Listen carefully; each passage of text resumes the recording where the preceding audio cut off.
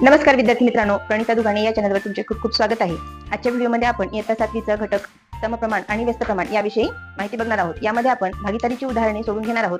तर सुरुवातीला भागीदारी म्हणजे काय हे जाणून घेऊया.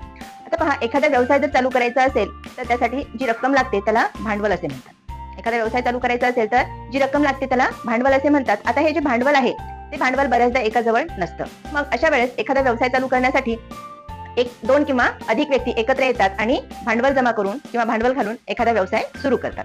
मग हा व्यवसाय जो सुरू केलेला आहे, ह्या भागीदारीमध्ये जे व्यवसाय सुरू केलेला आहे त्या दोघांचेही बँकेमध्ये जॉईंट अकाउंट असतं आणि मग झालेला जो नफा किंवा तोटा असेल या व्यवहारामध्ये किंवा या व्यवसायामध्ये जो नफा किंवा तोटा होईल तो नफा किंवा तोटा ते दोघेही समप्रमाणामध्ये वाटणी करून घेतात. म्हणजे ज्या प्रमाणामध्ये त्यांनी भांडवल गुंतवलेलं आहे त्या प्रमाणामध्ये ते त्यांचा नफा किंवा तोटा वाटून घेत असतात. यालाच आपण भागीदारी असे म्हणतो. आता हे विस्तृतपणे जाणून घेण्यासाठी आपल्याला काही उदाहरणं सोडून घ्यावी लागेल. त्यासाठी आपण एक उदाहरण सोडून घेऊया. इथे एक उदाहरण दिलेलं आहे. झेलम आणि अथर्व यांनी अनुक्रमे 2100 आणि 2800 रुपये भांडवल घालून व्यवसाय चालू केला आहे. त्यांना 3500 रुपये फायदा झाला तर तो कसा वाटायचा. आता या व्यवहारामध्ये त्यांना नफा झालेला आहे. हा नफा त्यांना वाटून घ्यायचा आहे. तर यासाठी सुरुवातीला झेलमची किती रक्कम आहे, किती प्रमाण आहे आणि अथर्वचं किती प्रमाणामध्ये गुंतवणूक आहे हे काढावं लागेल. यासाठी जर आपण यांचं प्रमाण जर बघितलं तर झेलमने गुंतवलेली रक्कम आणि अथर्वने गुंतवलेली रक्कम यांचं आपण जर गुणोत्तर काढलं तर काय होईल, झेलम भागिले अथर्व. हे गुणोत्तर जर आपण काढलं तर झेलमने गुंतवलेली रक्कम किती आहे, 2100 रुपये आहे आणि अथर्वाने गुंतवलेली रक्कम किती आहे, 2800 आहे.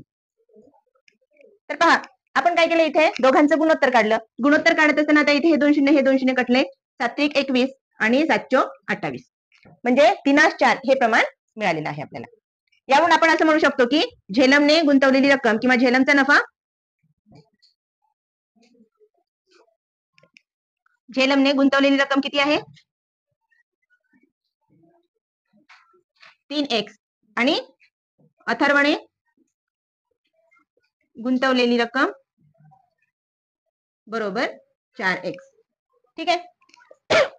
आता 3x अधिक 4x बरोबर 3500 हा काय झाला, त्यांना नफा झालेला आहे. 3x अधिक 4x बरोबर 3500 झालं.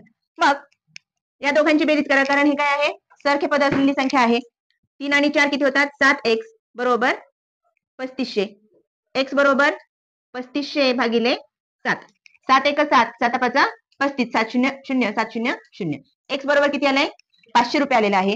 मग आता इथे आपण लिहू, झेलमला किती रक्कम मिळायला पाहिजे, झेलमला 3x मिळाला पाहिजे, म्हणजे 3 गुणिले x मिळाला पाहिजे. आता x ची किंमत इथे आपण किती काढली, 500 रुपये काढली, म्हणून 3 गुणिले 500 बरोबर 5 3 15, 5 0 0 5 0 सॉरी 3 0 0 3 0 0.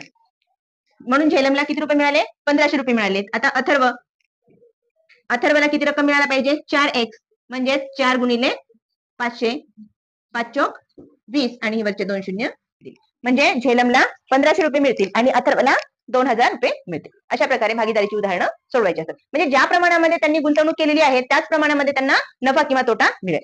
समजा दोन व्यक्तींनी भागीदारीमध्ये व्यवसाय सुरू केला आणि दोघांची रक्कम जर 50% असेल तर दोघांनाही फायदा झाला तर तो किती टक्के वाटून मिळेल, 50%च्या प्रमाणामध्ये वाटून मिळेल. लक्षात आलं.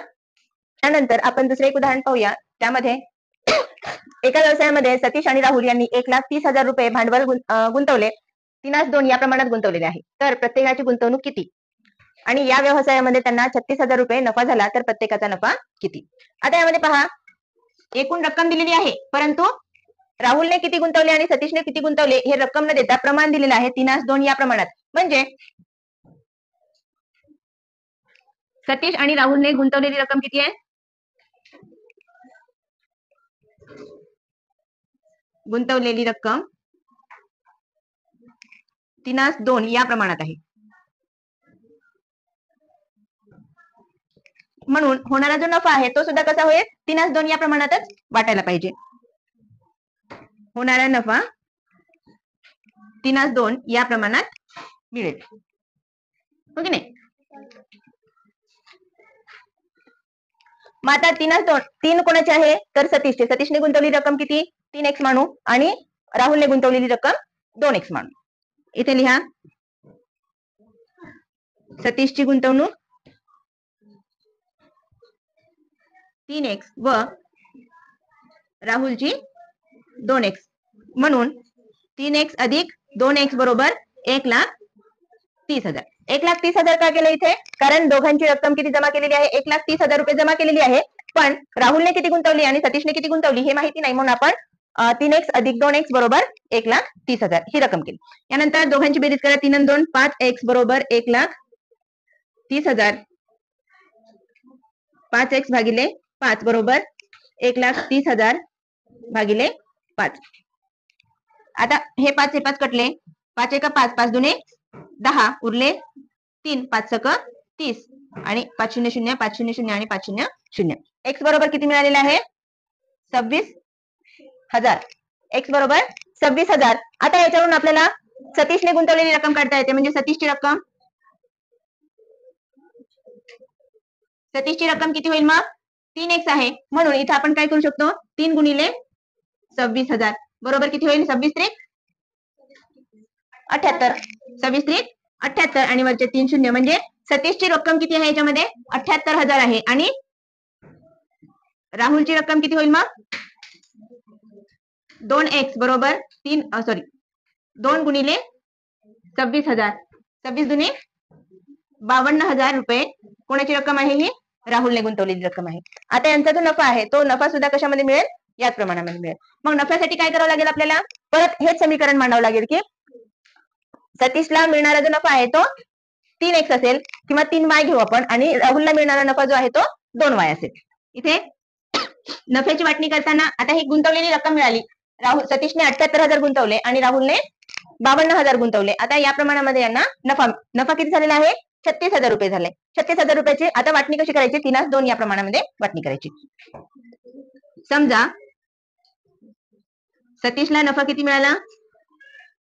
सतीशला मिळालेला नफा 3y आणि राहुलला मिळालेला नफा बरोबर 2y. आता इथे 3y अधिक 2y बरोबर किती लिहिणार आपण? 36,000 लिहिणार, कारण आपण नफ्याची वाटणी करत आहोत, म्हणून आपण इथे 3y अधिक 2y बरोबर 36,000 लिहिले. 5y बरोबर 36,000 आणि इथे 5y भागिले 5 बरोबर 36,000 भागिले 5. अंशातले छेदातले 5 कटले. इथे 5 ने 36 ला भाग दिला तर 5 5 7 35, उरला 1, 5 दुने 10, 500 500. y बरोबर किती मिळाले आपल्याला? 7,200 रुपये मिळाले. आता सतीशला किती रक्कम मिळेल मग? सतीशला मिळालेला नफा बरोबर 3y आहे, म्हणून 3 गुणिले 7,200. 3 गुणिले 7,200 यांचा गुणाकार करा. 3 0 0 3 0 0 3 0 0 3 दुने 6 3 7 21. 21,600 कोणाला मिळाले? सतीशला मिळाले. आता राहुलला मिळणारी रक्कम